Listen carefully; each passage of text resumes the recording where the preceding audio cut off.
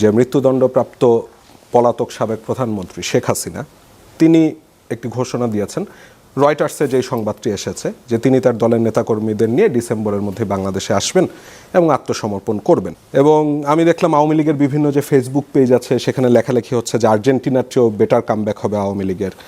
আবার প্রথম আলোতেই গতকাল বা তার আগের দিন একটি কলাম পড়ছিলাম যে শিরোনামটা এরকম, দেশে ঢুকতে এত অস্থির হলে তিনি পালালেন কেন। তা আপনার কি মনে হয়, যেহেতু আপনি অনেকদিন শেখ হাসিনাকে দেখেছেন কাছ থেকে, আপনার কি মনে হয় যে তিনি আসবে দেশে ডিসেম্বরে এবং এসে আত্মসমর্পণ করবে তার নেতাকর্মীদের নিয়ে? এই ঘোষণাকেই বা কীভাবে দেখছেন? দেখেন, রাজনীতিতে শেষ কথা বলে কোনো কথা নাই, এই কথাটা বলা হয়। আমি যতটুকু বুঝি আওয়ামী লীগকে জানি এবং চিনি, কারণ আমি প্রায় 35 বছর ছাত্রলীগ আওয়ামী লীগ করছি, 35 ইয়ার্স। এবং শেখ হাসিনাকে দেখছি 1981 সনের 17 মে থেকে ধরে 96 সন পর্যন্ত। এইটাও কম সময় না। আর আমি তার সেন্ট্রাল কমিটির মেম্বার ছিলাম 11 বছর, এক্সিকিউটিভ কমিটি। আওয়ামী লীগের এক্সিকিউটিভ মেম্বার হওয়া বড় কঠিন, কারণ মাত্র 61 জনের কমিটি আওয়ামী লীগ, এখন হয়েছে 71 জন। আমি যখন হয়েছিলাম তখন 61 জনের কমিটি ছিল। এমপি হওয়ার চেয়ে সেন্ট্রাল এক্সিকিউটিভ মেম্বার হওয়া কঠিন। আমি মেম্বার ছিলাম 11 বছর ওনার সঙ্গে। কাজে আমি যতটুকু দেখেছি বুঝেছি, পলিটিক্যাল কথা কখন কে কীভাবে বলবে এটা তার ব্যাপার, এটা তার স্ট্র্যাটেজির ব্যাপার, কৌশলের ব্যাপার। কিন্তু দেশ যদি এই প্রেক্ষাপটে থাকে এবং জনাব তারেক রহমানের নেতৃত্বে যদি দেশ ভালোভাবে চলে, এইভাবেও যদি চলে যেমন চলছে, তাতেও আমার মনে হয় না শেখ হাসিনা এখানে আসতে পারবেন। প্রেক্ষাপট পরিবর্তন হওয়া ছাড়া ব্যক্তিগতভাবে উনি এসে হাজিরা দিবেন বা হাজির হবেন তার লোকজন নিয়ে ইন্ডিয়া থেকে, এটা আমার বিশ্বাসের মধ্যে আসে না। এরকম দেশ থাকলে এটা আমাকে অনেকে অনেক কিছু, কিন্তু আমি জানি এটা আমার বিশ্বাসের মধ্যে। তো প্রেক্ষাপট ভিন্ন হবে কিনা এটা তো তারা হয়তো বা কি মনে করছে, কিন্তু আমার মনে হয় না প্রেক্ষাপটের চেয়ে খুব বেশি ভিন্ন হবে।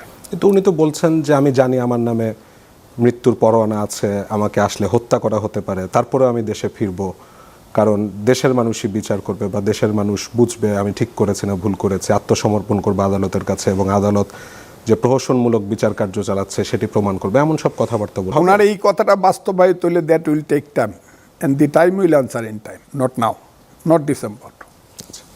ধরেন তর্কের খাতিরে ধরলাম যে তিনি আসলেন দেশে এবং এসে আদালতে আত্মসমর্পণ করলেন, তার নামে অলরেডি মৃত্যুদণ্ডের রয়েছে। ইট ইজ নট ফিজিবল, এটা বাস্তব কথা না। তার মানে রাজনৈতিক সমীকরণ এখন যা আছে সেরকমই থাকবে বলে মনে হচ্ছে। আপনি নির্বাচনে জিতবার পরে আমি দেখলাম যে আপনি বলছেন কিশোরগঞ্জের একটি বিখ্যাত ঐতিহ্যবাহী মসজিদ রয়েছে, সেখানে জুমার নামাজ আপনি আদায় করেছেন এবং বলেছেন যে 30 বছর আগে আমি নিয়ত করেছিলাম যে আমি যদি পাশ করতে পারি তাহলে এই মসজিদে 2 রাকাত জুমার নামাজ আদায় করব। আজ আপনাদের সহযোগিতা ও দয়া আল্লাহ আমার সেই ইচ্ছা পূরণ করেছেন, সেজন্য আপনাদের ধন্যবাদ জানাই। তো সেই নিয়তটা কেন করেছিলেন 30 বছর আগে?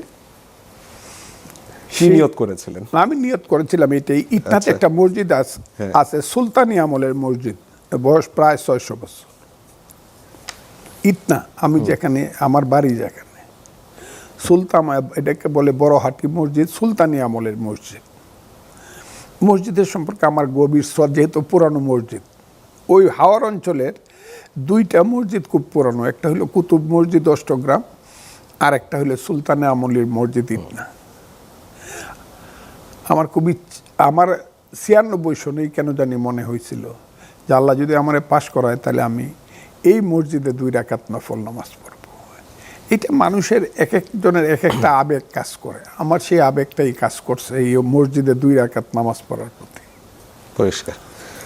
আপনার সংসদের কিছু বক্তব্য দেখলাম খুব উত্তাপ ছড়ালো, সেই প্রসঙ্গে আসবো। তার আগে আরেকটা প্রশ্ন করে রাখতে যাচ্ছিলাম, যেহেতু আপনি বলছেন যে আওয়ামী লীগের রাজনীতির সাথে 36 বছর ছিলেন, তাদের সেন্ট্রাল কমিটিতে ছিলেন, এক্সিকিউটিভ বডিতে, আপনি এই দলটার ভবিষ্যৎ কোথায় দেখেন? আওয়ামী লীগ নাম, তার নেতৃত্ব, এইটা একরকম। আর আওয়ামী লীগের ম্যানিফেস্টোতে লেখা আদর্শ এবং তার ঐতিহাসিক সংগ্রাম, সেটা হলো আরেকটা ব্যাপার। এই নেতৃত্বে না হলেও মুক্তিযুদ্ধের আদর্শটা মতো এই দেশে একটা রাজনৈতিক শক্তি দাঁড়াবে। এবং সেই রাজনৈতিক শক্তি দাঁড়াইলে পরে যে জিনিসগুলো সামনে নিয়ে আইসা পড়বে, ৬৬ সন, ৬৯ সন, ৭১ সন, মুক্তিযুদ্ধ, ৭ই মার্চ, ৭২-এর সংবিধান, এইগুলো যখনই আইসা পড়বে সেখানে প্রত্যক্ষ অথবা অপ্রত্যক্ষভাবে আওয়ামী লীগ এসেই পড়বে, নাম যাই হোক। মুক্তিযুদ্ধের রাজনীতি থেকে এই দেশকে কেউ বিচ্যুত করতে পারবে না। কিন্তু বিএনপিও তো মুক্তিযুদ্ধের পক্ষেই রাজনীতিটা করে। বিএনপির মুক্তিযুদ্ধের রাজনীতি তাদের মতো করে, যে মুক্তিযুদ্ধের কথা, শহীদ জিয়াউর রহমানের কথা, অতটাও এখন নাই। বিএনপি শুধু মুক্তিযুদ্ধের কথাটা খুব সিরিয়াসলি বলছে যখন দেখছে জামাত খুব আগায় গেছে এইবারের 12ই ফেব্রুয়ারি ইলেকশনে, চক্রান্তের মাধ্যমে হোক, ষড়যন্ত্রের মাধ্যমে হোক, অথবা তাদের আন্তর্জাতিক শক্তির মাধ্যমেই হোক। জামাত যখন আগায় গেছে, যখন সবাই মনে করতেছে, জামাত বলতেছে আমরা 2/3 সিট পায়, 209টা পার্লামেন্ট সিট পায় আমরা ওতে আসবো, সংসদে আসবো, তখন there was no alternative for BNP. বিএনপির জন্য আর কোনো অল্টারনেটিভ ছিল না। তাহলে কি মুক্তিযুদ্ধের কথা বলা ছাড়া, যে আমরা জিয়াউর রহমানের দল, আমরা মুক্তিযুদ্ধের পক্ষের দল, আর ওরা হলো রাজাকার আলবদর, এই কথাটা বিএনপি বলছে সিরিয়াসলি। কিন্তু এই কথাটা বলার পরে যে অবস্থাটা এখন যেটা হয়েছে, সেইটা হলো বিএনপি মুক্তিযুদ্ধের পথেই থাকবে, কিন্তু মানুষে তাদেরকে সন্দেহ করার অনেক সুযোগ রয়ে গেছে। কেন বলছেন এখনের কারণে? কি কারণ? এখনো আমার ধারণা জামাত এবং এনসিপির এই যে ওই ছেলেপেলেগুলা, আর জামাত এই যে কালো শক্তি, তারা যে বিরোধী দল নামে, কিন্তু এটা কিন্তু কাজে বোঝা যায় না। তারা বিএনপি অনেক সময় বিএনপির চেয়ে, সরকারি দলের চেয়েও প্রশাসনে অনেক ক্ষমতা বেশি খাটায়। এটা আমি নিশ্চিতভাবে বললাম, কারণ এটা আমি ভুক্তভোগী।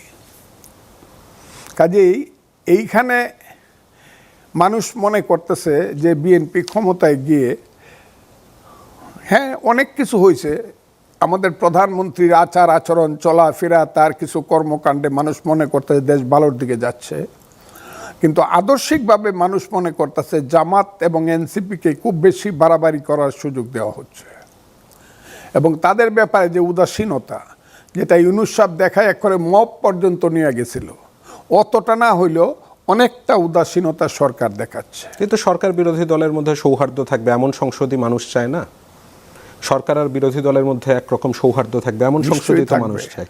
থাকবে না কেন? সরকার বিরোধী দলের যে আমি কথাটা বলছি, সৌহার্দ্যের অর্থ যদি হয় যে মেসি আর রোনালদো আইসা, আপনি সংসদে ওই দিনই বলছিলেন যে পার্লামেন্টে যে গেমটা হচ্ছে কিছুদিন পরে কিন্তু মাঠ খালি থাকবে, ফ্রেন্ডলি গেম মানুষ দেখতে যাইতে চাবে। একদিন যাবে মেসি আর রোনালদোকে দেখার জন্য, কিন্তু পরের দিন ফ্রেন্ডলি ম্যাচ দেখতে অর্ধেক হয়ে যাবে, আর তৃতীয় দিন যাবেই না মানুষ। এবং এটা কিন্তু আপনাকে বলি, সমাজনীতিতে, সাহিত্যে, ইতিহাসে সব পক্ষের হাততালি পাওয়া যাবে, তাইলে বোঝা যাবে সে মহামানব।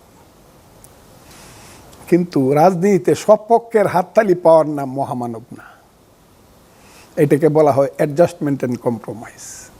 বিএনপি কি সে অ্যাডজাস্টমেন্ট এন্ড কম্প্রোমাইজের পর্যায়ে আছে? বিএনপি যাচ্ছে কিনা আমাকে আরেকটু দেখতে হবে।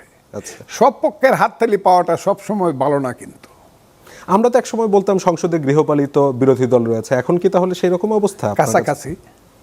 আচ্ছা, কাছাকাছি তর্ক বিতর্ক তো দেখি হয় সংসদে। তো যেমন জাতীয় পার্টি বিরোধী দল ছিল, তো তারা তো তর্ক বিতর্ক কম করছে না। আমি তো দেখছি এক এক সময় এই যে জনাব কাদের সাহেব, ওই মুজিবুল হক চুন্নু সাহেব, ফিরোজ সাহেবরা, যে কাজী ফিরোজ, এই কি গরম কথা কইছে, কিন্তু এত কিন্তু মানুষ বিশ্বাস করে না যে তারা বিরোধী দল। তার মানে সবই লোক দেখানো বলছেন?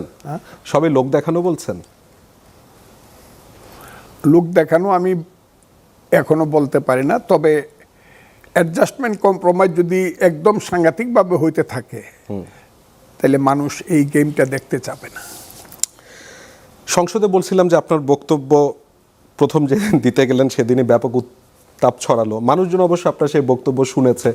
আমি দেখেছি যে হাজার হাজার লাখ লাখ সেটা শেয়ার হয়েছে। তারপরে আবারও দর্শকদের সুবিধার্থে আমি একটু মনে করিয়ে দিতে চাই, আপনি সেদিন বলেছেন, আমি যে কথাটা বলতে চেয়েছিলাম, বিরোধী দলের নেতা বলেছেন উনি মুক্তিযোদ্ধা পরিবারের লোক এবং উনি শহীদ পরিবারের লোক এবং উনি জামাত ইসলাম করেন। তো একসাথে শহীদ পরিবারের লোক এবং জামাত ইসলাম, এবং তাকে আপনি বলছেন যে উনি এটা ডাবল অপরাধ করতে পারে, ডাবল অপরাধ করেছে তার কারণ মুক্তিযোদ্ধা পরিবারের লোক কেউ জামাত করতে পারে না। তা আপনার মনে কি আসলে কোনো সন্দেহ রয়েছে যে ওনার পরিবার মুক্তিযোদ্ধা পরিবার নয়, এরকম কিছু? শুনেন, আমার মনে কি রয়েছে এটা আপনি বের করতে চান কেন? আপনি সিলেটে যান না কেন? আপনি তো একটা প্রতিষ্ঠান, সিলেটে গিয়ে ওনার খোঁজ খবরটা করেন। এই যে আমি বলছি যে সিলেটের কোন সিটে আপনি দাঁড়াইবেন, কোন পার্লামেন্ট সিটে, ওপেন চ্যালেঞ্জ দিয়েছিলেন। 19টা, হ্যাঁ আমি চ্যালেঞ্জ দিছি তো, 19টা কোন সিটে আপনি, উনি কেন কুলাউড়া দাঁড়ায় না দাঁড়ায় কেন? বিহারি যারা আছে তাদেরকে আমি অসম্মান করতেছি না, বিহারি ভোটার যারা আছে সংখ্যায় বেশি যে জায়গায়, সেই জায়গায় এসে মিরপুরে দাঁড়াইতে হয় কেন? উনি কত ভোট পাইছে? 11,000-এর বেশি ভোট তো 3বার ইলেকশন করে পায় নাই, 3বার মিললেও জামানত বাঁচে না। তা আমি কথাটা যে বলছি, আপনি যান গিয়ে দেখেন সিলেটে মানুষ কি ভাবে। সিলেটে তো তাদের চেয়ে সুফিবাদী আহলে সুন্নাত তো, যেমন মাজারপন্থীদের সংখ্যা অনেক অনেক অনেক গুণ বেশি। এক ফুলতলি পিসাবের যে সাগরেদ মুরিদ আছে, এর অর্ধেকও সিলেটে তাদের নাই।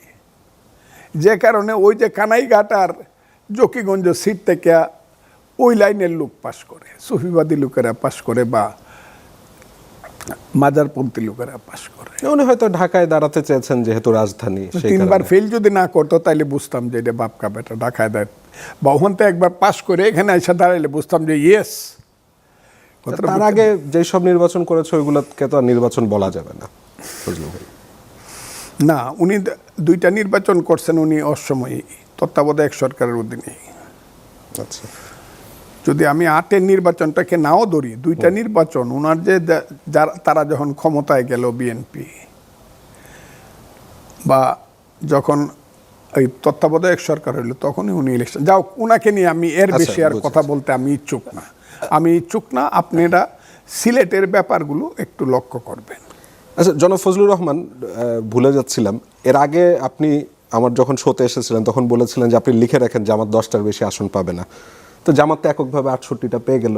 এটা তাদেরকে আমি ধন্যবাদ জানাই। আর আমি মনে করি আমি বোধহয় তখন অ্যাসেসমেন্ট করতে পারি না যে ইলেকশনটা কীরকম হবে।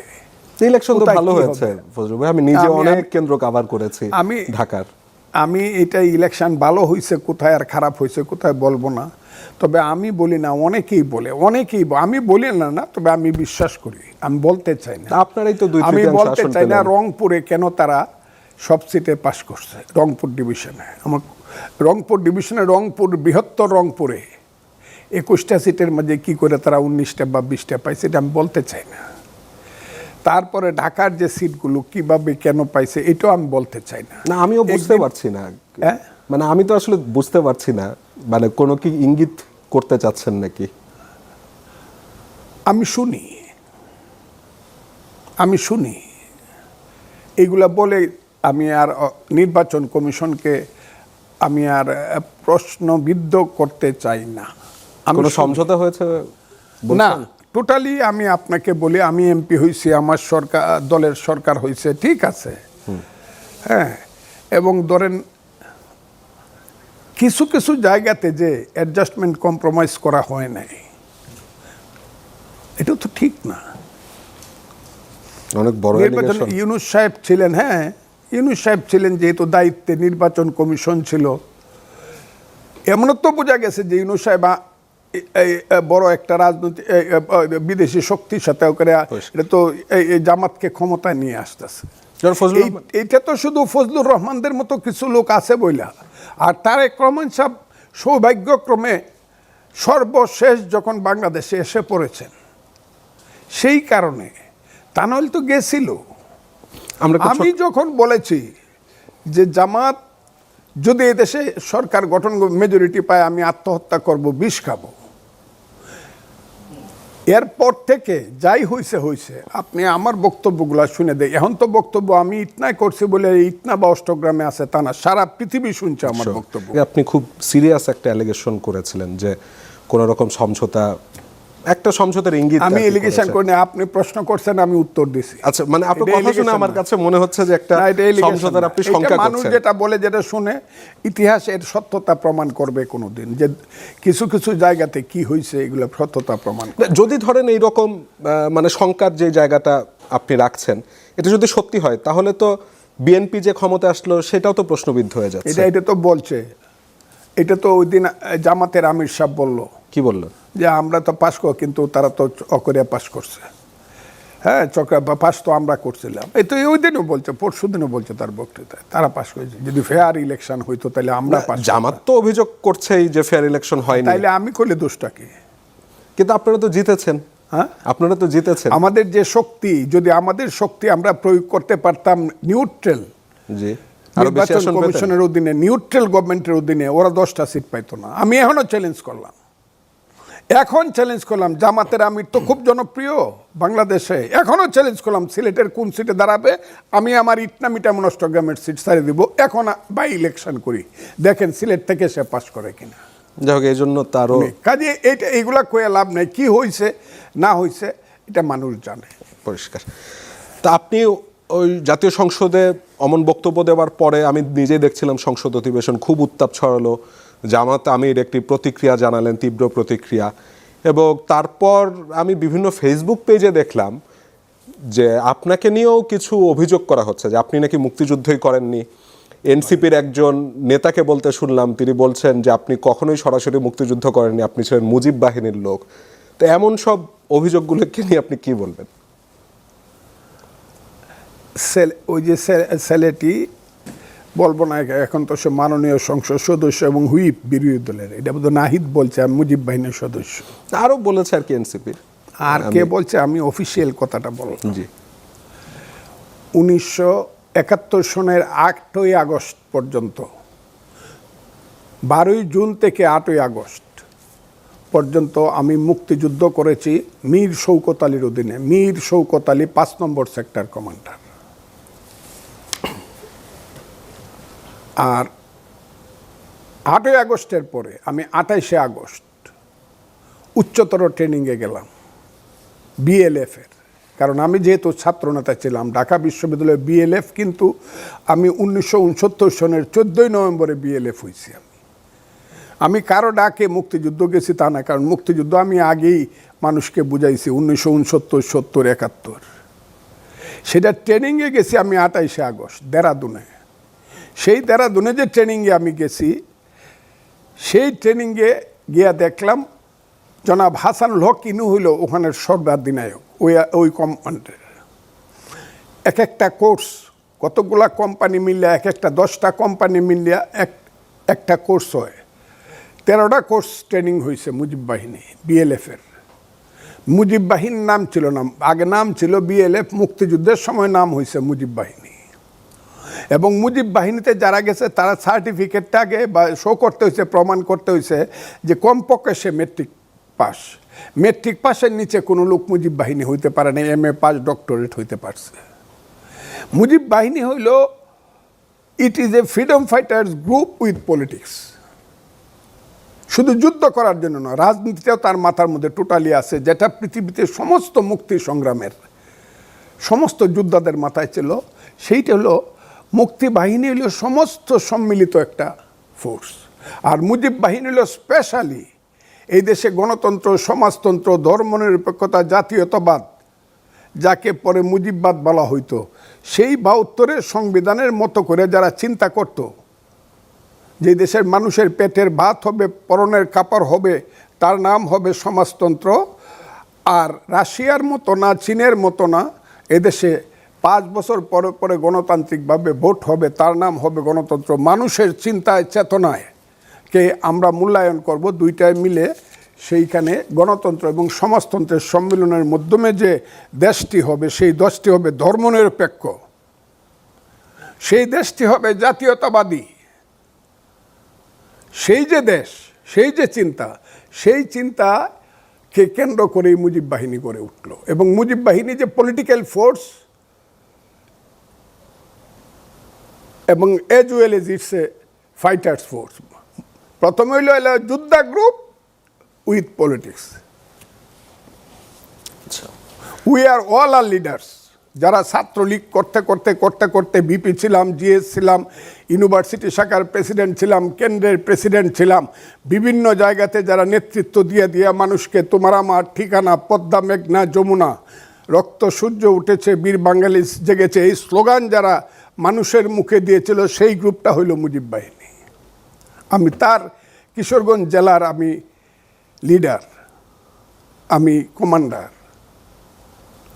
এখন কোন ভাদ্র মাসের সান অফ এ বিচ কইল ফজলুর রহমান মুক্তিযোদ্ধা না, এটা কইলেই হয়ে যাবে ইনু মুক্তিযোদ্ধা না অমুক মুক্তিযোদ্ধা, কইলে হইল। এক সময় কইব আরে উসমানীও তো যুদ্ধে যায় না, একটা গুলি ফুটাইছে উসমানী, জেনারেল উসমানী ফুটাইছে গুলি, উনি তো মুক্তিযোদ্ধা না, কয়ে ফেলবে। এদের কারণ এরা হইল রাজাকার আলবদরের ছেলে পেলে, এরা যত ছোট করতে পারে মুক্তিযুদ্ধ এবং মুজিব বাহিনীকে, এইটাই তাদের লাভ। জনাব ফজলুর রহমান, ধরেন আপনি আপনার এই বীর মুক্তিযোদ্ধা পরিচয় নিয়ে সব সময় আমি যতবার আপনার সাথে কথা বলি সবচেয়ে বেশি গর্ব করেন। বড় করিয়া ফাউন্ডেশন হবে করতে চাইছিল, আমি না করছি। আমি বলছি শুধু একটা নেম প্লেট করে খালি টাঙ্গায় রাখেন যে 9ই ডিসেম্বর 1971 সনে 3 জনে মিলে 170 জন পাক বাহিনীকে ধরছিলাম, সারেন্ডার করছিলাম যুদ্ধে, কালনি কুশিয়ারার যুদ্ধে। এইটা টাঙ্গায় রাখবে করতে চাইছিল তারা, অনেক বড়, আমি না করছি না। যেটা বলতে যাচ্ছিলাম যে এই পরিচয়টা নিয়ে আপনি সবচেয়ে বেশি গর্ব করেন, এবং এটা নিয়ে যখন এ ধরনের কথাবার্তা হয়, মানে আপনার জন্য কি এটা খুবই দুঃখজনক কিনা? কথাবার্তা কে কয়? এদেরকে তো আমি চিনি, এদেরকে তো আমি এই দেশে একদম নিকৃষ্ট শ্রেণীর জীবকে যতটুকু সম্মান করি, যারা এইসব কথা কয় এদেরকে তো আমি এতটুকুও সম্মান করি না। মানে এসব কারণ আমি মনে করি এইগুলার জন্মই বৃথা। যাই হোক, সংসদে আপনার সেই বক্তব্যের পরে আমি দেখলাম জাতীয় মুক্তিযোদ্ধা পরিষদ একটা বিবৃতি দিয়েছে, আপনার চোখে পড়েছে নাকি জানি না, এবং তারা বলেছে যে আপনার এই বক্তব্যের তারা তীব্র নিন্দা জানায়, প্রতিবাদ জানায়। সেখানে সভাপতি হচ্ছেন ইঞ্জিনিয়ার মুসলিম উদ্দিন, সেক্রেটারি জেনারেল তাজ, এবং আরও 70 জন মুক্তিযোদ্ধা সেখানে বিবৃতি দিয়েছিল। তো এই বিবৃতিটাকেও আপনি কিভাবে দেখেন? তারা মুক্তিযোদ্ধা কিনা আমি জানি না, আমার কথাটা বোঝার চেষ্টা করেন। কারণ জামাতের অনেকেই বলতেছে মুক্তিযোদ্ধা, যাদেরকে আমি মহাপাপী মনে করি, এখনও মনে করি। আমি বলছি ডাবল অপরাধী, জামাতের আমি ডাবল অপরাধী। তার ফ্যামিলিতে যে যে লোক শহীদ হয়েছিল তাকে তো মুক্তিযোদ্ধারা মারে নাই, তাকে তো হয় রাজাকার আলবদর মারছে, না হয় পাকিস্তানি বাহিনী তাকে হত্যা করছে। তো যারা তার বাবাকে বা চাচাকে বা তার আত্মীয়কে হত্যা করছে, সেই দলটাই যদি করে সে তো ডাবল অপরাধী। কারণ মুক্তিযোদ্ধা হইয়া জামাত করা অপরাধী মুক্তিযোদ্ধা পরিবারের, আর শহীদ মুক্তিযোদ্ধা পরিবার করা মানে ডাবল অপরাধ। এখন জামাত তো একটা রাজনৈতিক দল, উনি ওনার মতন করে ভেবেছেন যে আমি এই রাজনৈতিক দলে যাই, সমস্যা কি ফজলু ভাই? সমস্যা নাই, শুধু অপরাধী হিসাবে পাতায় ইতিহাসের খাতায় চিহ্নিত হয়ে থাকবে, কোনো সমস্যা নাই, এটা হবে। This time will come. Jamaat তো স্বাধীন সার্বভৌম বাংলাদেশে তো বিশ্বাস করে। কোনটা জামাত? এখন তো স্বাধীন সার্বভৌম বাংলাদেশে বিশ্বাস করে। তা আমি জানি না, তবে যে বাংলাদেশে বিশ্বাস করে তার রাজধানী হবে রাওয়ালপিন্ডি, আর কি বাংলা স্থান। সম্প্রতি আপনার সংসদে আরেকটি বক্তব্য আমি শুনছিলাম, যেদিন আপনি বলছিলেন যে কিছু কিছু মানুষ আছে যারা বলে যে ফুটবল খেলা দেখা যাবে না, ব্রাজিলের খেলা দেখা যাবে না, আর্জেন্টিনার খেলা দেখা যাবে না, তারা বর্বরতার দিকে দেশকে নিয়ে যেতে চায়। এরা কারা? কাদের কথা বলছেন আপনি? স্বাধীনতা বিরোধী শক্তির যারা এখনকার সময় পর্যন্ত স্বাধীনতা বিরোধী যারা যারা ছিল, যে দল ছিল, 1 নম্বর হলো 93,000 পাকিস্তানি, তারা মানুষকে হত্যা করছে, এবং এটা লেখা আছে 16ই ডিসেম্বরের চুক্তিতে লেখা আছে, তাদের সহযোগী মুসলিম লীগ, জামাত, নেজাম, আলবদর, রাজাকার, আল শামস, তাদের যে পরবর্তী বংশধর এখনও যারা বলতে পারে নাই যে আমার বাপরে মুক্তিযোদ্ধারা পানিতে ফেলায় মেরে ফেলছিল, আমার দাদারে অতে নিয়ে এই মাটি চাপা দিছিল, ওই যে মুক্তিযুদ্ধে যারা এই জেদটা যাদের মধ্যে প্রতিহিংসাটা মুক্তিযুদ্ধের প্রতি বা মুক্তিযোদ্ধাদের প্রতি রয়ে গেছে, আমি তাদের কথা বলছি। এরা যদি বলে ফেলতো যে না আমরা সব ভুলে গেছি, আমাদের পূর্বপুরুষ ভুল করে গেছে, আমরা বাংলাদেশ মানি, তাইলে আমার কোনো কথা ছিল না। আমি এটা তো বলছে, তো বলে নাই, উপহাস করছে 47 থেকে এখন পর্যন্ত। যদি কোনো ভুল আমরা করি, এগুলো উপহাস করা, মানুষের উপহাস করার ফিলিংস দিয়ে, অনুভূতি দিয়ে মাপ চাওয়া এক জিনিস না। আজকে তাদের শক্তি আছে কালের কারণে। যদি অ্যাডমিনিস্ট্রেটিভ শেল্টার তাদের না থাকে এবং আন্তর্জাতিক চক্রান্তের গুটি যদি তাদের হাতে না থাকে, এখনো হু আর দেয় ইন বাংলাদেশ, তারা কয় পার্সেন্ট? ওই জামাত তো 32% ভোট পেয়েছে কিন্তু এবার। কোনটা? এই যে এই লাস্ট ইলেকশনে 32% ভোট কিন্তু পেয়েছে। হ্যাঁ পেয়েছে, মানে আমি না করি না, এখন এর অফিসিয়াল ভোটটা 32% পাইছে। আচ্ছা ফজলুল, আপনি বলছিলেন যে জামাতের সরাসরি ক্ষমা চাওয়া উচিত। আওয়ামী লীগ যে 24 একটা গণহত্যা চালালো, তাদেরও চাওয়া উচিত না?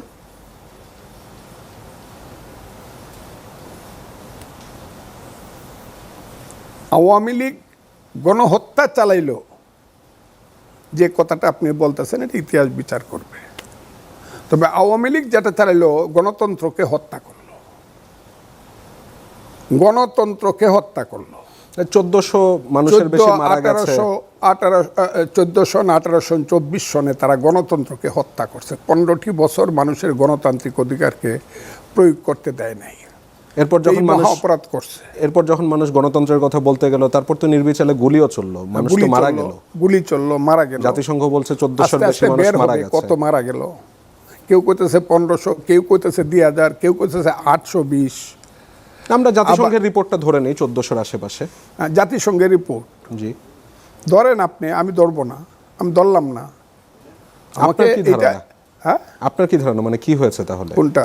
মানে ওই সময় তাহলে কি এত মানুষ মারা যায়নি?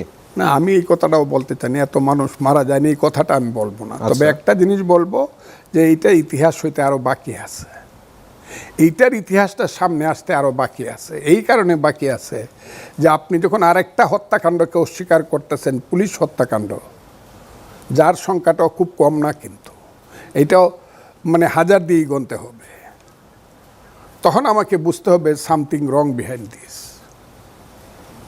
পুলিশের পক্ষ থেকে কিন্তু একটা হিসাব দিয়েছে। কত দিয়েছে বলেন, আপনিই বলেন। খুব বেশি মানে বেশি নেই সেখানে। কেন আছে? মানে পুলিশের একটা অংশ তো পালিয়ে গেল, যারা ছিল দেশের বিভিন্ন জায়গায়, বহু জায়গায়। এখন এই হিসাবটা দেওয়া হচ্ছে না কেন? আমার কাছে এখন এক্সাক্ট সংখ্যাটা নেই, তবে আমি দেখেছিলাম দিয়েছিল পুলিশ কতজন মারা গেছে, সেটা খুব বেশি না সংখ্যাটা। না, আপনি এই সংখ্যাটা কি 100 না হাজারে না? না, 100-এর নিচে। 100-এর নিচে। তা হোক, আমি আপনার কথাই যদি ধরি 50 জন লোক হত্যা, এটা ঠিক আছে, পুলিশ হত্যা ঠিক আছে, 15 জন হত্যা ঠিক আছে। যদি বলেন সংখ্যা কম হত্যা হইলে ঠিক আছে, তাইলে আমি মেনে নিব। সংখ্যা দিয়ে যদি বিচার করেন, নিশ্চিতভাবে শেখ হাসিনার আমলে শিশু থেকে ধরে শত শত মানুষ হত্যা হয়েছে, এইটাই সত্য। যদি আমি ধরেও নিই যে সংখ্যা দেওয়া হবে, তাইলে এই সংখ্যার সাথে 71-এর যে সংখ্যা, এটার ডিফারেন্স কত? ধরেন সেই তুলনায় তো কেউ যাচ্ছে না ফজলু ভাই। হ্যাঁ, 71-এর সাথে তো জুলাইয়ের সেই তুলনায় তো কেউ যাচ্ছে না। সেটা তো স্বাধীনতার সংগ্রাম ছিল, একটা দেশ তৈরি। 71 না হইলে দেশ সৃষ্টি হইতো না। কিন্তু 2400 তো গণহত্যা হয়েছে, কিন্তু দেশ তো তৈরি করছেন না। গণহত্যা হয়েছে কি? গণহত্যা কি হয়েছে? হয়েছে গণ আন্দোলন। আপনি বলতেছেন বিপ্লব। আমি অভ্যুত্থান বলছি, আমি অভ্যুত্থান বললাম। গণ অভ্যুত্থান তো আমিও বলছি, এটা গণ অভ্যুত্থান হয়েছে, এটা তো আমিও বলছি। এটা বিপ্লব হইল কেমনে? আর জুলাই যুদ্ধ হইল কেমনে? এই যে যাদেরকে যুদ্ধ বলতেছেন, এরা রাস্তা দিয়ে পুলিশ ছাড়া হাঁটুক তো দেখি। এই যুদ্ধদেরকে মানুষ কত সম্মান জানায় দেখবেন। কেন? এটা আমার কিছু করতে হবে না, সাধারণ মানুষ কি করে আপনি দেখেন।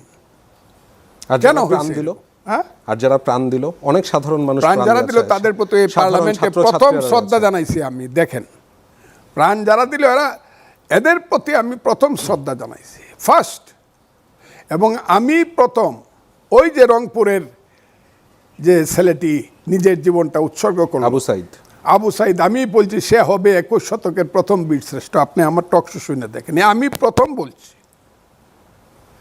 প্রাণ দিলে তো প্রাণ দিল, কিন্তু যারা প্রাণ দেওয়াইলো তারা এখন কোথায়? তারা কারা? আপনি বেত্তমিজ, বেতাসির, বেয়াদ্দব, এরপরে কি বলবো আপনাকে, লুটার চিটার সব বলতে পারে মানুষ তাদেরকে। একটা ছেলে আমার সামনে বাইর করতে পারে যে ছেলেটা সঠিক আছে, যারা মানুষকে আন্দোলনে নিয়ে গেছিল, যার কারণে শহীদ হয়েছে মানুষ, একটা ওয়ান। তো তাদের অনেকেই তো এখন সংসদে আছে, আপনার সাথে দেখা সাক্ষাৎ কথাবার্তা হয় না? আবার আপনি সংসদ আনলেন, ইলেকশনে তো পাস করতেই পারে একটা লোক, কিভাবে কেমনে পাস করে সেটা হোক, কিন্তু পাস করলেই তো একটা মানুষ মহান হয়ে যায় না, নির্দোষ হয়ে যায় না। সেটা আমি আচ্ছা আমি ওই যে তর্কের আপনি খাতিরে যাদেরকে সেদিকে যাচ্ছি। ফ্যাসিস্ট বলেন, তাদের কত লোক পাস করে আসছিল এই ধরনের? খালি পার্লামেন্টে আসলে একজন লোক মহান হয়ে যায় নাকি? তাদের সাথে পার্লামেন্টে দেখা হয়, এই কথাবার্তা হয়? পার্লামেন্টে আসার জন্য যে অনেকগুলো ক্রাইটেরিয়া দরকার, হয়তোবা সেই ক্রাইটেরিয়ার মধ্যে তারা পড়ে গেছে। আপনি যারা যে ছেলেগুলাকে বলতেছেন যে সাংঘাতিক, এরা নিয়ে গেছে 10টা 12টা, কালকেও দেখলাম নিজেরা হাত ধরে বললো আমরা, তোরা কারা, কি তোদের বাপের পরিচয়, 5ই আগস্টের পরে তোমাদের কি পরিচয়, কবে তোমরা ছাত্রনেতা ছিলা, কবে একটা মিছিলে নেতৃত্ব দিয়েছিল, হঠাৎ করে কোত্থেকে আসলা তোমরা, আসমান থেকে পড়লা, আর পড়ে আইসা হাসিনা চলে যাওয়ার পরে যে ঘটনাটা হইলো, যেগুলো করলা তোমরা, মব থেকে দৈরা নিজেদের সহায় সম্পদ থেকে দৈরা নিজেদের সব কিছু বিত্ত বৈভব থেকে দৈরা যত অপরাধ মব থেকে দৈরা করছো, এর তো হিসাব একদিন হইতে পারে। পুলিশ হত্যার প্রসঙ্গটা আপনি বলছিলেন, তা নিয়ে স্বরাষ্ট্রমন্ত্রী একটি কথা বলেছিল যে তখন তো গণঅভ্যুত্থান ছিল, সে সময় পুলিশের সাথে সংঘর্ষ হয়েছে সাধারণ মানুষের, সে সময় পুলিশ হতাহত হয়েছে। আমি আমার কথা বলছি, যেমন স্বাধীনতা যুদ্ধের সময় আপনারা হত্যা করেছেন। এটা ঠিক না, ওই চিন্তাটা বেঠিক চিন্তা। আমি এটা বলবো না, কারণ উনি আমাদের দলের নেতা, স্বরাষ্ট্রমন্ত্রী, তো কাজে দলের নেতা উনি। আমি এটা বলবো না যে স্বাধীনতা সংগ্রামে রাজাকার আলবদর মারা গেছে যেরকম, এইরকম পুলিশ মারা গেছে। আমি ওনার এই কথার প্রতিবাদও করব না, পক্ষেও বলবো না। আমি আমার কথাটা বলছি এই, ঠিক আছে 5ই আগস্টের আগে যা হয়েছে, আমি পার্লামেন্টে যে কথাটা বলছি, এইটা যদি অন্যায়ভাবে তাদেরকে হত্যা করে থাকে বা তারা মৃত্যুবরণ করে থাকে ন্যায়ভাবে, তাদের তো ছেলে সন্তান আছে, তাদের একটা সান্ত্বনা পাওয়া, তাদের পিতামাতা আছে। আর 5ই আগস্টের পরে একটা লোকের গায়ে হাত দেওয়ার রাইট কারণ নাই, এটা তো মুভমেন্ট না। আমি কথাটা বলছি এটা, কিন্তু 5ই আগস্টের পরে এই ধরনের ঘটনা এত ঘটছে, এত থানা ভাঙ্গা হয়েছে, এত অস্ত্র লুট হয়েছে, এত পুলিশ হত্যা হয়েছে, এইটার কথাটা আমি মেনলি বলছি। আচ্ছা, এই অস্ত্রগুলা কোথায়?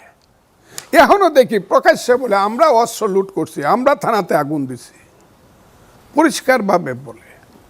আমি কথাটা বলতেছি এইটা, আমি কি বুঝাইতে পারছি?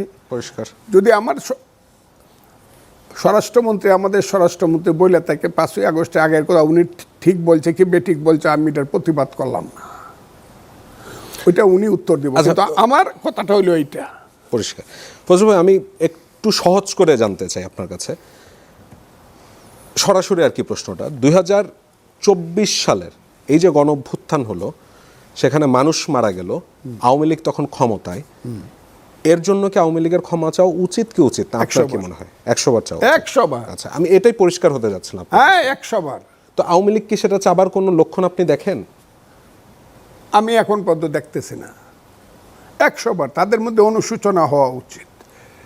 আমি কতবার বলছি, এই শেখ হাসিনা নিজে ডুববেন, সবচেয়ে দুর্ভাগ্য হলো আপনি আপনার পিতাকে নিয়ে ডুববেন, মহান পিতাকে নিয়ে, আর মুক্তিযুদ্ধটাকে আপনি ডুবাইবেন। এটা হাসিনা থাকতে অন্তত 50 বার বলছি আমার বক্তব্যে, এবং ঘটনা তাই ঘটছে। এবং আওয়ামী লীগের এখন যে নেতৃত্ব আছে, আপনার কাছে মনে হয় যে এরা ক্ষমা চাবে? এখন নেতৃত্ব তো শেখ হাসিনা, আর যারা আছে, আর যারা সিনিয়র মন্ত্রী বিভিন্ন জায়গায় পালিয়ে আছে, তারা অথবা চাইতে পারে, তারা যে বলতেছে আসবে এর আগে বলতে পারে, কিন্তু তাদের ভুল স্বীকার করা উচিত। দ্যাট ওয়াজ রং, সিরিয়াসলি রং, এইটা তো নিশ্চিত। এই ব্যাপারে আমার কোনো অন্যায়। আপনি ওই দিনই সংসদে বলছিলেন যে জুলাই যোদ্ধা এবং মুক্তিযোদ্ধা এক কাতারে মাপা উচিত না, এবং ভাতা নিয়ে একটি প্রশ্ন আপনি রেখে গেছেন যে 20,000 ভাতা সমান কেন হবে, 1 টাকা হলেও যেন বেশি দেওয়া হয়। আপনার কি মনে হয় যে এক কাতারে মাপা হয়? আসলে এক কাতারে কি মাপে? এই দেশের মানুষ কি মাপে, বা এই সংসদ কি মাপছে, এই সরকার কি মাপছে? মাপে না, দেশের মানুষ মাপে না, সংসদও মাপে বলে আমার মনে হয় না। আমি কথাটা খুব ক্লিয়ার কথাটা আচ্ছা। বললাম। সংসদও মাপে বলে আমার মনে হয় না, কারণ আমি যখন জিজ্ঞাসা করছি আমার বক্তব্য দেওয়ার প্রারম্ভে যে আমি মুক্তিযুদ্ধ নিয়ে এখন কথা বলতে চাই, কারা কারা মনে করেন মুক্তিযুদ্ধ বাঙালির শ্রেষ্ঠ অর্জন, আমি বুঝতে চাই। বলার পরে যে একটা টেবিল চাপড়ানো পড়ছে, সেটা আমার বুঝ হয়ে গেছে যে বিএনপির এটা মুক্তিযুদ্ধের পক্ষের প্লাস মাইনাস মানে মুক্তিযুদ্ধের বিরুদ্ধে না, কম বেশি সবাই মুক্তিযুদ্ধের পক্ষে। কেউ মনে করে জিয়াউর রহমান স্বাধীনতার ঘোষক, আবার অন্যরা কেউ মনে করে আমরা না, অন্যরা কেউ মনে করে স্বাধীনতার মূল নেতা ক্যাপ্টেন হইল বঙ্গবন্ধু শেখ মুজিবুর রহমান। এই সবের বিতর্ক বাদ দিয়েও মুক্তিযুদ্ধের পক্ষে যে মুক্তিযুদ্ধটা যে হয়েছে এইটাই ঠিক, এইটা বিএনপির সব মানুষে আছে। কাজে এইটা আর সাহস করিয়া কেউ বলতে পারবে না, জামাত সহ এনসিপি আমি যা দেখতেছি সে কেউ এখন পর্যন্ত বলতে পারে না যা মুক্তিযুদ্ধের চেয়ে এগুলা কিছু কেউ তো বলছে না, ফাত্রা লোকে বলে, ফাত্রা এগুলা ধর্তব্যের মধ্যে না, পরিষ্কার। কিন্তু দল হিসাবে কেউ এখন পর্যন্ত বলে নাই যে মুক্তিযুদ্ধের চেয়ে জুলাই আন্দোলন বড়, জুলাই যুদ্ধ বড়, এইটা কেউ বলে নাই। আমি খালি বললেই তো আর হবে না। আচ্ছা, আমরা আপনার দলের যখন সরকার গঠন করলো, মানে নানামুখী চাপে, এক তো দেশের চাপ আছে, মবের সমস্যা, আইন শৃঙ্খলা পরিস্থিতির সমস্যা ছিল, সাথে সাথে এসে একটা বৈশ্বিক সমস্যায় পড়লো, ইরান যুক্তরাষ্ট্র যুদ্ধ। এর বাইরে আমরা দেখলাম যে হঠাৎ করেই প্রচুর পরিমাণে পুশিনের চেষ্টা করছে ভারত, আজকেও ইনফ্যাক্ট হয়েছে। তো যেই দেশ ধরেন বাংলাদেশের মুক্তিযুদ্ধে সহযোগিতা করেছে, বিভিন্ন সময় পরীক্ষিত বন্ধু হবার দাবি করেছে, সেই দেশের এমন আচরণকে আপনি কিভাবে দেখেন? আমি আপনাকে একটা কথা বলি, মুক্তিযুদ্ধের সময় আপনি বলতেছেন ভারত আমাদের পক্ষে ছিল, সহযোগিতা করেছে বিভিন্নভাবে, সহযোগিতা করছে, আমি বলছি না, মানে মানুষজন বলে। আর কারা কারা সহযোগিতা করছে? বড় দেশ হিসাবে সোভিয়েত ইউনিয়ন, এটা তো একটা অ্যাক্সেস, এটা এক পক্ষ। এই লাইন টোটাল পৃথিবীর সমাজতান্ত্রিক লাইন সোভিয়েত ইউনিয়নের নেতৃত্বে, আর ভারত তার আঞ্চলিক কারণে বাংলাদেশকে সাহায্য করছে বললে কম বলা হবে। অস্ত্র দিছে কে? খাবার দিছে কে? 1 কোটি মানুষকে রিলিফ দিছে কে? মুক্তিযুদ্ধের সময়টার ব্যাপারে ইন্দিরা গান্ধীর কথা বলেন, বঙ্গোপসাগরে যখন 7ম নৌবহর, এটা তো সবসময় আমি বললি আমার সাথে বসুক যার খারাপ চ্যালেঞ্জ করতে চায়, 7ম নৌবহর যখন প্রশান্ত মানে ভারত মহাসাগর থেকে একদম বঙ্গোপসাগরের কাছাকাছি আইসা পড়লো, তখন কে থ্রেট করলো? Soviet union. এবং ইন্দিরা গান্ধী বিশ্বযুদ্ধের রিস্ক নিছে আমার জন্য, তার জাতিকে নিশ্চিহ্ন করার রিস্ক নিয়ে নিছে আমাদের জন্য। এটা খালি সহযোগিতা কইলে হবে না, এটা হলো সর্বাত্মক সহযোগিতা হইল বাংলাদেশের মুক্তিযুদ্ধে ইন্ডিয়া। তার পরবর্তী সময়ে সারা জীবন কেউ কারো আপন থাকে না, আর বরং প্রতিবেশী থাকলে তার সঙ্গে এই যুদ্ধের আর কোনো শেষ নেই। চীনের যুদ্ধ তো বাংলাদেশের সঙ্গে হয় না, বর্ডার যুদ্ধ। চীনের যুদ্ধ হয় কার সঙ্গে? ওই যে ফরমুজা দ্বীপ যারা করছে তাদেরকে গিয়ে আক্রমণ করতে চায়, কারণ তারা তাদের কাছ থেকে, তাদের সাথেই তাদের আক্রমণ হবে। ভারতের সাথেও ভারতের সাথেও চীনের যুদ্ধ হয়, ভারতের সাথে বর্ডার আছে, কাজে তার সঙ্গে যুদ্ধ হবে। আবার আমেরিকার বর্ডার আছে মেক্সিকোর সঙ্গে, কানাডার সঙ্গে, তার সঙ্গে খারাপ ব্যবহার হবে। পাকিস্তানের বর্ডার আছে আফগানিস্তানের সঙ্গে, প্রত্যেক দিন মারামারি হবে। ইন্ডিয়ার সাথে যেহেতু আমাদের বর্ডার ডিসপুট কিছুটা আছে, আর সবচেয়ে বড় কথা হলো আমাদের সমস্ত নদীগুলোর প্রায় উৎসমুখ হলো ইন্ডিয়াতে। সারা পৃথিবীতে পানি নিয়ে যে ঝগড়াটা হইতেছে আমাদের এখানে হওয়াটাই স্বাভাবিক, কিন্তু ইন্ডিয়া ইচ্ছা করলে আমাদেরকে অনেকটা সহযোগিতা করে বাঁচায় রাখতে পারতো পানির ক্ষেত্রে। একদিকে বরাক, আরেকদিকে ব্রহ্মপুত্র, আরেকদিকে যমুনা, আরেকদিকে তিস্তা, আরেকদিকে গঙ্গা, সব মিলে, কারণ আমাদের প্রত্যেকটা বাঁচায় রাখতে পারে। কিন্তু রাজনৈতিক যে সম্পর্ক, every relation of a state and nation depends on its political relation. আপনার সাথে আমার সম্পর্ক ভালো না, আপনাকে দিব না আমার কলের পানি খাওয়ার জন্য, কলটা আমার বাড়িতে দিব না, ন্যায় কি অন্যায় এটা পরে। তারপরে আমি বলছি ইন্ডিয়া কিন্তু আমার দেশের চতুর্দিকে আছে। আমি তার সমস্ত সাহায্য সহযোগিতা বাদ দিলাম, সব কিছু বাদ দিলাম, সে আমার চেয়ে প্রায় 32 গুণ বড় একটা দেশ। চতুর্দিকে ইন্ডিয়া আছে। আপনি যদি রাত্রে শান্তিমতো থাকতে হয়, আপনারও একটা চেষ্টা করা উচিত ইন্ডিয়ার সঙ্গে আমাদের বন্ধুত্বপূর্ণ সম্পর্ক। আমি বলছি না যে মালিক আর দাস। বাংলাদেশ তো চেষ্টা করে যাচ্ছে, এখন বাংলাদেশ চেষ্টা ভারত কি করতেছে। চেষ্টা করছে নাকি আপনার কি মনে হয়? ভারতেরও চেষ্টা করা উচিত একসাথে থাকার জন্য। এটা ভারতের ক্যান্সারটা যত ছোটই হোক, একবার যদি লাঙ্গের মধ্যে উচিত তো ক্যান্সার ফজলু ভাই অনেক কিছুই, মানে আমার কাছে মনে হচ্ছে গেল 2 বছরের সম্পর্ক আরো খারাপ হলো। কোনটা? ভারত বাংলাদেশ সম্পর্ক। ভারত অতিরিক্ত প্রেসার দিচ্ছে, এবং আগে আওয়ামী লীগ সরকারের সময় তো অনেকেই এটা বলেন, আমার বক্তব্য না, অনেকেই বলেন যে সমতার ভিত্তিতে এই বন্ধুত্ব ছিল না, ভারত আমাদের উপর অনেক কিছু চাপিয়ে দিয়েছে। একটা তো দেখলাম না, যদি দেখাই তো আমারে যে শেখ হাসিনা 100 চুক্তি করছে, 99টি ভারতকে দিয়ে দিছে। দেখাক একটা চুক্তি, দেখাক না, আমি তো দেখি না ভাই। খালি সব যে ভারতের দোষের, খুব খারাপ দেশ ভারত। তার মানে এখন যে পুশিন হচ্ছে এটাও ভারতে দোষের না তো, দোষেন হিন্দুস্তান রে দোষেন না, দোষেন হিন্দুরা রে। জিনিসটা হয়ে যেত সাম্প্রদায়িক। আপনার চিন্তায় তো এটা।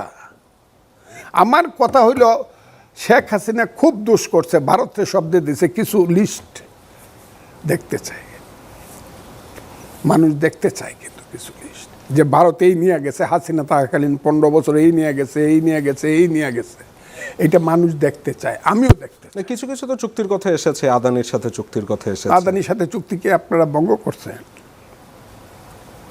নাকি আবার জোড়া লাগাইবার চেষ্টা করতেছেন? এটা বলেন। কিছু কিছু আর কি। তাহলে কি এখন যে পুশিনটা করবার চেষ্টা করছে, একে আপনি কিভাবে দেখেন? ঠিক আছে, এটা ঠিক আছে, মানে প্রতিবেশী বলে করতেই পারে এমন বিষয় না? আমি এটা বলবো না। এটা তারা এইভাবে করা উচিত না, তাদের এইভাবে করা উচিত না। তাদের ফার্স্ট তারা প্রমাণ করা উচিত যে এরা হইল বাংলাদেশের নাগরিক, এবং বাংলাদেশ সরকারকে জানানো উচিত প্রথম এই এদের ক্রাইটেরিয়া, এই এদের পরিচয়। এরপরে প্রমাণ তো করতে পারেনি তারা বাংলাদেশের নাগরিক। সেটা আমি সেই বিতর্কে আমি যাব না। তবে আমি এই কথায় যাব যে ভারত এবং বাংলাদেশের সম্পর্কটা থাকা উচিত প্রতিবেশীর সঙ্গে, প্রতিবেশীর সুসম্পর্ক। না হইলে এই সারা জীবন এটা চলতে থাকবে। এখনো তো আপনি ধান চাউল আনা বন্ধ করছেন নাকি? কিছুই তো বন্ধ করেন নাই। তেল আনা বন্ধ, কিছুই তো বন্ধ করেন নাই। করে দেন। রাজনৈতিকভাবে একটা জিনিসকে হ্যান্ডেলিং করা, এটা এক জিনিস, আর বাস্তবতায় হ্যান্ডেলিং করা হলো আরেক জিনিস। জামাত বলতেই পারে হিন্দুরা আমরা চাই না, কারণ তার ভোট বাড়বে। কিন্তু যে দেশ চালাবে তাকে বলতে হবে যে আমার দেশের চতুর্দিকে যে দেশটা আছে তার সঙ্গে আমার শত্রুতা করার দরকার নাই, কিভাবে মিত্রতা করা যায়। এবং ওরও চিন্তা করতে হবে, যেহেতু বড়, ও যদি মানুষ হয়ে থাকে তারও চিন্তা করতে হবে কিভাবে একটা ছোট্ট দেশ আমার প্রতিবেশী, তার সঙ্গে আমার সম্পর্ক রাখা যায়। আমার কথা এই